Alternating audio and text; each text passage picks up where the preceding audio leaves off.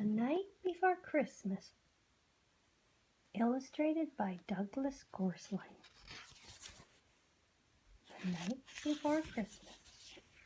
The night before Christmas.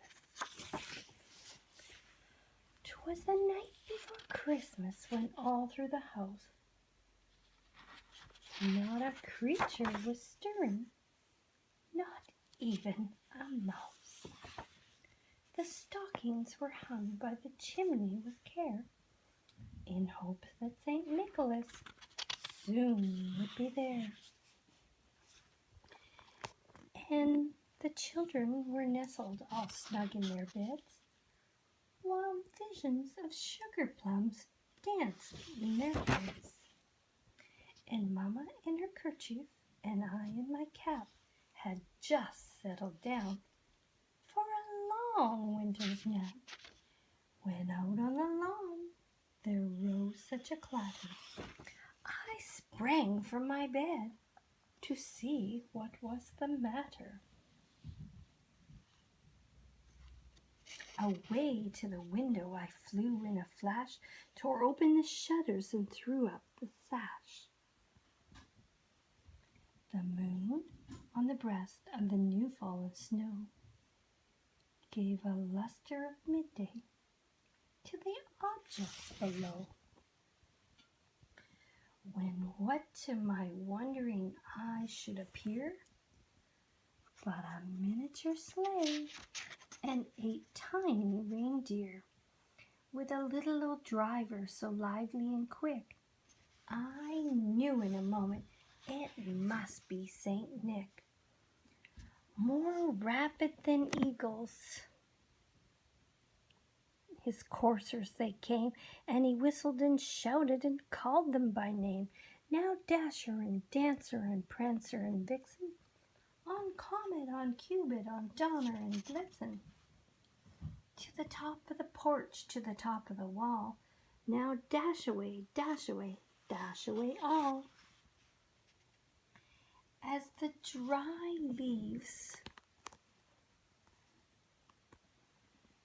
oh, Granny's getting lost here on this page.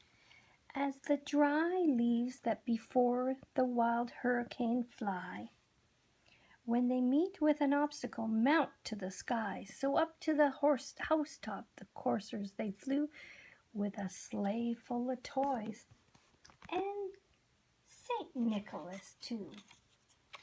And then in a twinkling I heard on the roof the prancing and pawing of each little hoof. Look what's happening there. As I drew in my head and was turning around, down the chimney St. Nicholas came with a bound. He was dressed all in fur from his head to his foot, and his clothes were all tarnished with ashes and soot. A bundle of toys he had flung on his back, and he looked like a peddler just opening his pack. Look at him there. His eyes, how they twinkled, his dimples, how merry.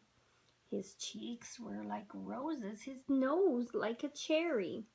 His droll little mouth was drawn up like a box, like a bowl. Oh, Granny, and the beard on his chin was as white as the snow. The stump of a pipe he held tight with his teeth, and the smoke encircled his head like a wreath. Uh-oh. He had a broad face and a round little belly that shook when he laughed like a bowl full of jelly.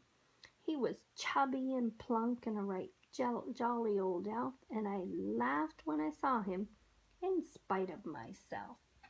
And a wink of his eye and a twist of his head soon gave me to know I had nothing to dread.